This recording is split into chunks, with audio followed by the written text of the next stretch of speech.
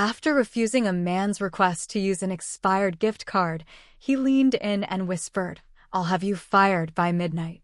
When I laughed it off, he dialed a number and said, "Hey, I need this employee gone." The phone suddenly rang behind me, and my manager picked up with a smile, "Nice try, but you just called my desk." I work at a large chain retail store in the Midwest. Think of a warehouse-style store, the kind where people buy everything from TVs to tubs of cheese balls. I've been at this place going on 7 years. I've seen it all: shoplifters, angry moms, scammers, even people who think we're a bank. I work customer service, which is basically being paid to get yelled at, lied to, and blamed for things I didn't do. That day started like most. A cold, gray Tuesday in February. I was running the return desk alone. It wasn't too busy, and I was mostly handling easy returns. Then he walked in. He looked like he stepped out of a bad commercial. Business suit, slick hair, sunglasses on inside. He was carrying a bag and holding something in his hand, turned out to be a shiny gift card. He didn't greet me. He just dropped the card and bag on the counter and said, "There's $200 on this. I want to use it on a drone." No hello. No smile. Just demand. I scanned the card and looked it up. The balance was 0. Not only that, but the card had expired 2 years ago.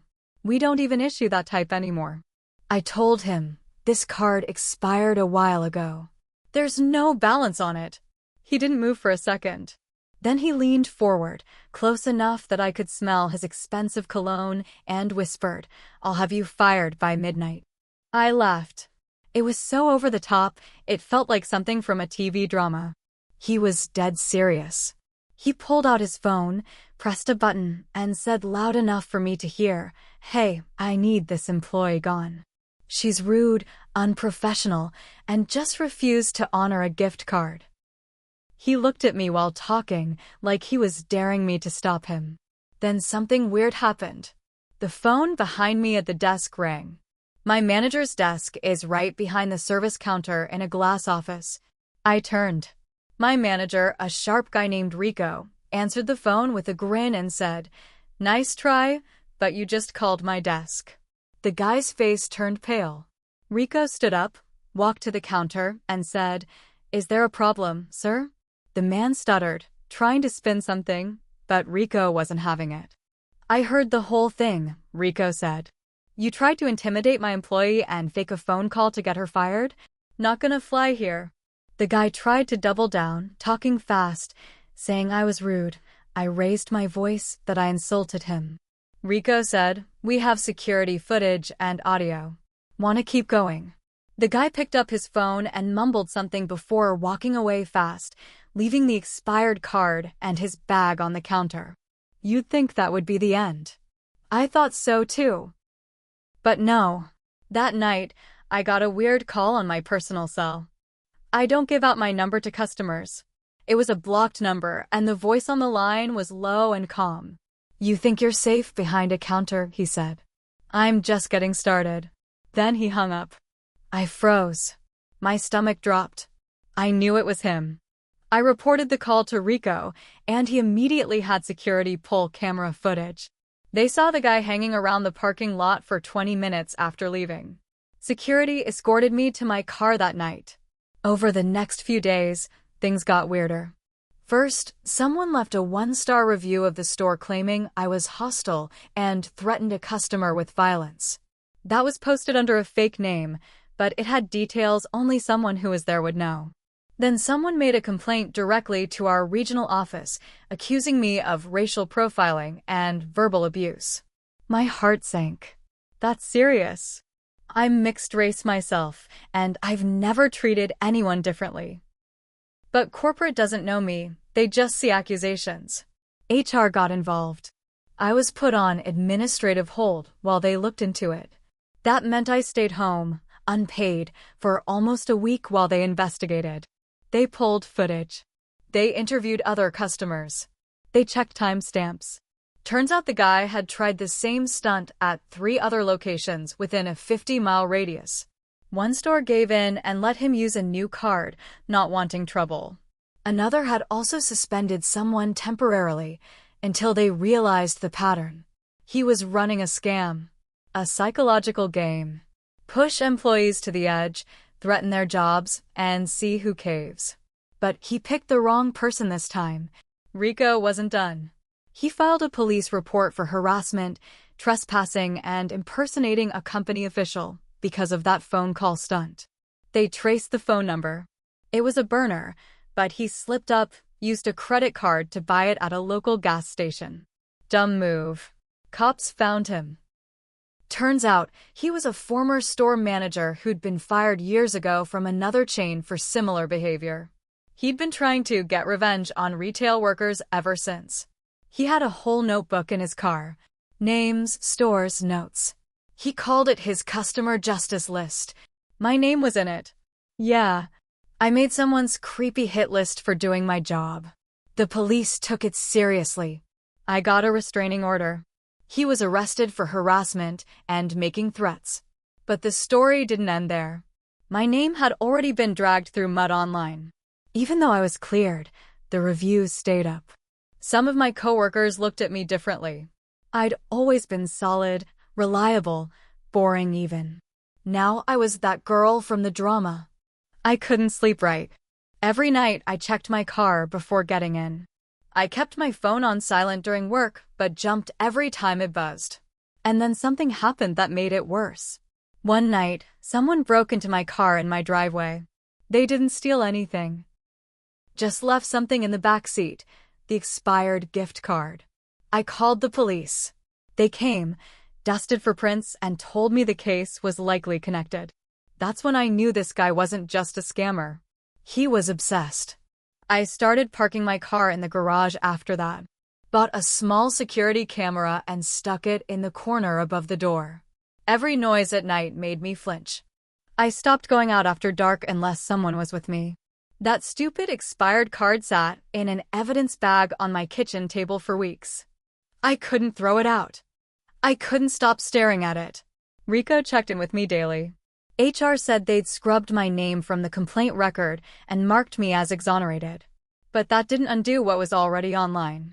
Some local Facebook groups had picked up the drama and twisted it, employee fired for refusing to honor veterans gift card.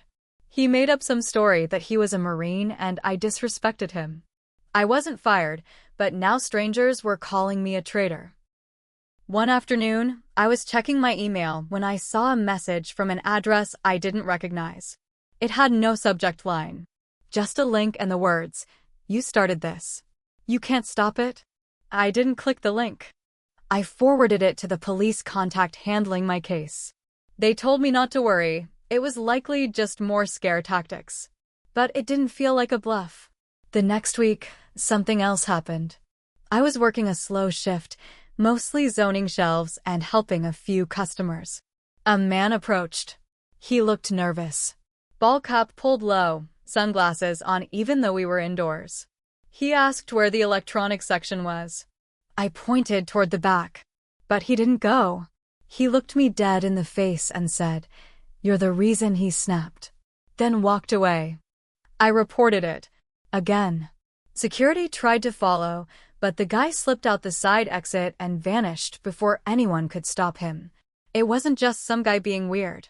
It felt coordinated. That night, I talked to Rico again. He told me something he hadn't before. "We got a call from corporate," he said. "They think this guy might be connected to an incident in Denver last year. Similar pattern. Fake reviews, threats, someone followed home." I sat there numb. Denver was where this guy used to live, before getting fired. That was confirmed in the police report. Rico told me they were cooperating with other stores across the state. They wanted to build a full timeline, connect all the harassment cases. But it would take time. Maybe months. Meanwhile, my phone pinged again that night. Blocked number. No voicemail. Just a missed call. Then another. And another. I stopped answering my phone altogether. But then one call came through from a normal number. A number with a local area code. I answered. A woman's voice. "Is this the girl from the warehouse store?" I hesitated. "Who's this?" "My name's Erica," she said. I used to work at store name. That guy, he ruined my life. She told me she'd seen my story on a message board where retail workers post about abuse. Someone had shared my situation. She recognized the description. Same man, same expired card trick, same threats. She said he did it to her, too, but worse. He followed me for weeks. Left notes on my windshield. My dog went missing. I couldn't prove it was him, but after that, I quit. Moved 3 states away. She sounded tired, beaten down, like she was still scared even talking about him. But she said something that shook me even harder. He doesn't stop because he wants a refund. He wants power, control. He picks women who won't scream or fight back. It makes him feel bigger. She'd reported everything, but without physical evidence, the case went nowhere. She sent me the police reports. I forwarded everything to Rico and our cops. We were building a trail now. Not just a scam, not just harassment. A pattern of stalking, of targeting. I started looking at people differently. I didn't trust anyone who walked in the store and lingered too long. I caught myself checking reflections in windows, watching for shadows that didn't belong. I go to grab lunch and wonder if he was behind me in line. The final straw came one night when I got home and found my mailbox open. Inside was an envelope with no stamp. It had one photo in it. Me, standing at the service counter. Taken from inside the store. Not from the cameras. From someone's phone. From within 10 feet of me. I brought it to the police. They took it seriously now. Real seriously. They installed a tracker on my car and gave me a panic button, one press, and they'd send someone to my location. Then Rico called me into his office the next day. "Come look at this," he said. He pulled up internal footage. It was from 2 days ago. He zoomed in on a man in a gray hoodie standing near the electronics section. He wasn't shopping. He was holding up his phone, aimed toward the front. Toward me. We paused the frame. It was him. He'd come back. In the store. Under our noses. After everything. Security missed him because he left before anyone got suspicious. But now we had him on tape, again. Rico sent the footage to the cops. They matched it with a DMV photo from when he was arrested the first time. No doubt. Then things started moving faster. He made a mistake, again. He tried to buy a burner phone at a store down the highway. The clerk there was a cousin of one of our employees. She recognized him from a shared flyer we'd distributed internally. She stalled him. Called police. He was arrested in the parking lot. But here's the thing. They didn't find just one phone in his car. They found 6. And 3 notebooks. Each with different store names. Different employees. Some with names crossed out. Some still circled. My name was circled. Twice. There were addresses, descriptions, car plates, even notes like, lives alone and gets off at 9. That's when the FBI got involved. But I didn't feel relief. Not yet. Because there was one more thing. In the back of his notebook, scrawled in huge letters, it said, "She laughed at me." That's all it took. A laugh. And now I had a stalker. The FBI didn't call me right away. They reached out to the store first, asking for full surveillance archives. Every shift I worked, every customer I interacted with. They wanted to build a behavioral map of how this guy operated, where he stood, who he watched, how long he stayed. Rico kept me updated. He looked more tired every day. His usual sharp, sarcastic tone faded. He started double-checking every call we got at the store. They even gave all front-end workers a secret code phrase in case one of us saw him again. But it wasn't over. Not even close. A week after his arrest, I got a visit. A man and woman showed up at my house. FBI agents. They were polite, but serious. They wanted to ask me more questions in person. About interactions I'd had with customers over the last 6 months. Anyone who'd made me feel uncomfortable. Anyone who asked too many personal questions. Then they told me something that made my hands go cold. The man, his real name was Alec, had been in the store 5 times before the gift card incident. We thought that day was his first appearance, but it wasn't. He'd been building up to it. One visit, he bought a pack of gum. Another, he browsed near the break room door, pretending to look at the security camera displays. Once, he stood in line, didn't buy anything, and left. He'd been watching me. I felt sick. But that wasn't the twist. Not the worst part. The FBI found something else in his notebooks. Photos. Not just of me. Of other employees. One photo, they said, was of a girl who worked part-time at another location an hour away. She'd gone missing 6 months earlier. Police had assumed she ran off after a fight with her boyfriend.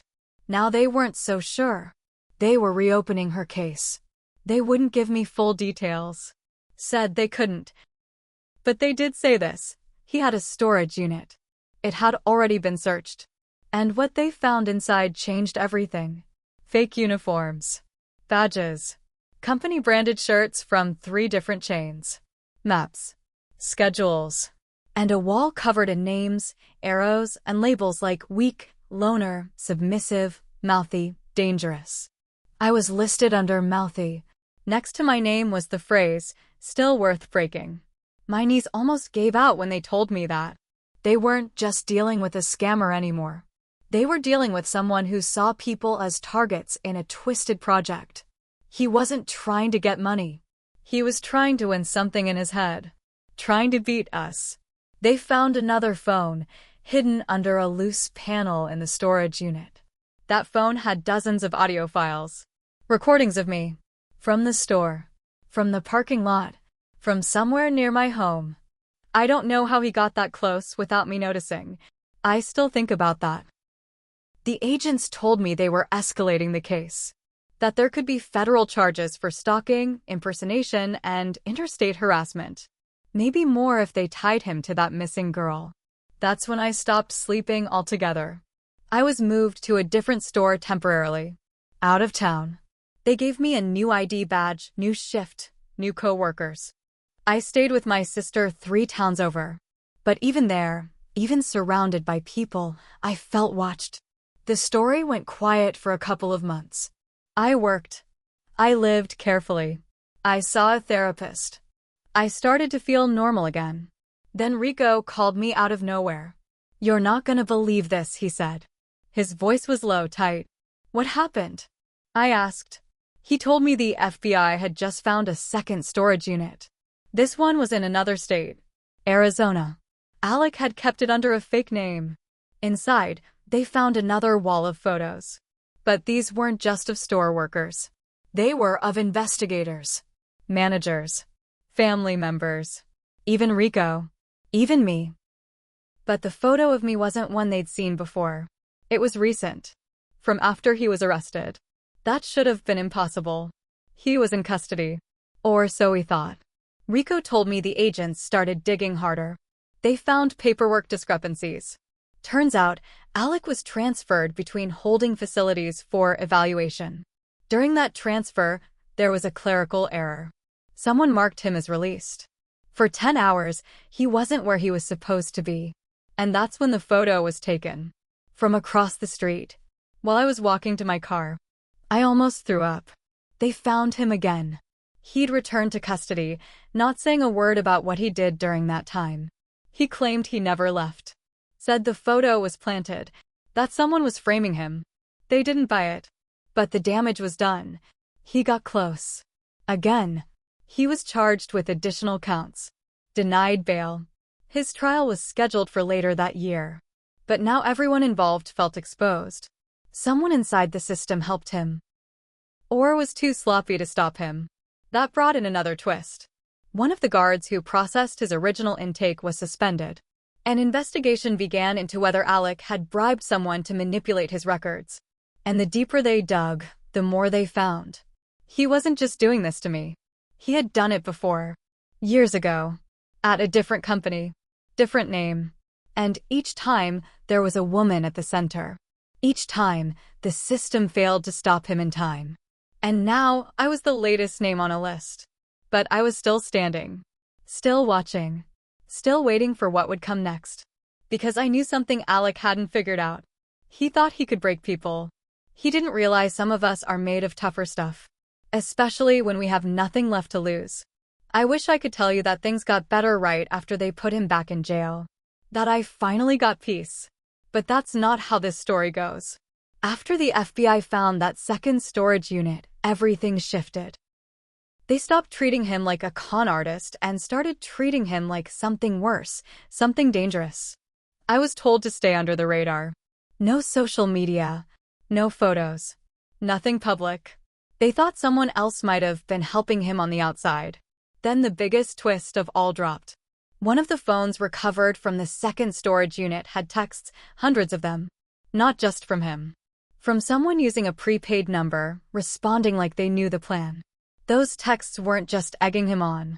They were helping him. Giving names, shift times, store layouts, access codes, even schedules for managers. The feds traced the number. It belonged to a former corporate HR assistant who'd been fired 2 years ago. A woman. I knew her. We'd met at a holiday event years back. I barely remembered her name until Rico reminded me she'd been let go quietly after being accused of accessing private employee info without permission. Her name was Dana.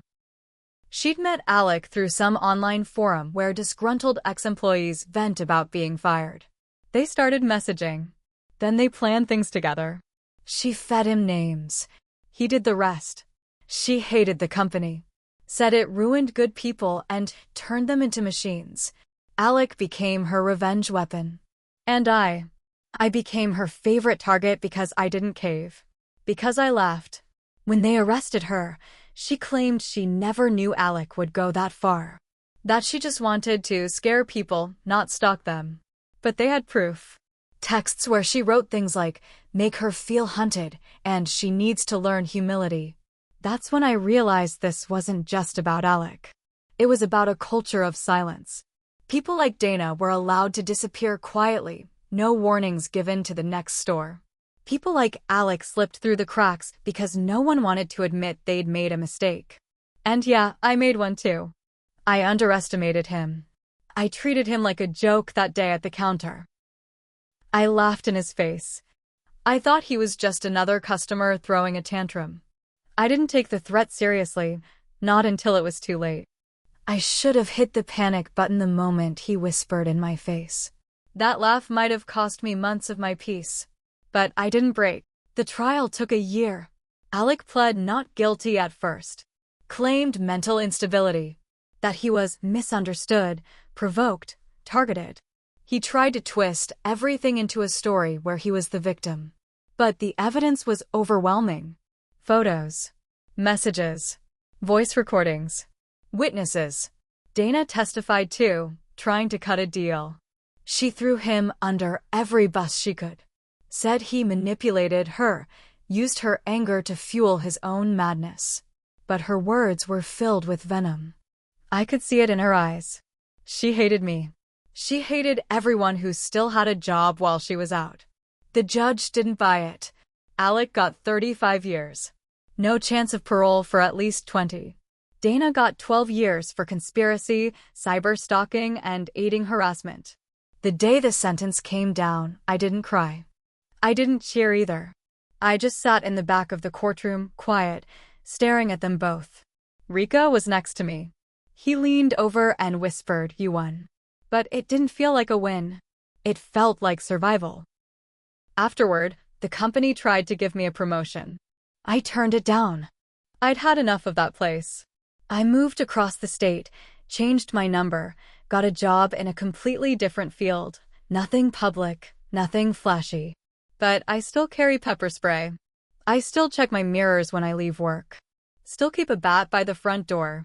Because revenge stories don't always end when the bad guys go to jail. Sometimes they end when the victim decides they're not going to live in fear anymore. That's my revenge. He didn't break me. He made me stronger. But he'll never be free again. And every night in that cold, gray prison cell, I hope he remembers the moment this all started. Not the gift card. Not the phone call. Not the threats. But that 1 second when I smiled and left. That's what broke him. And that's what saved me.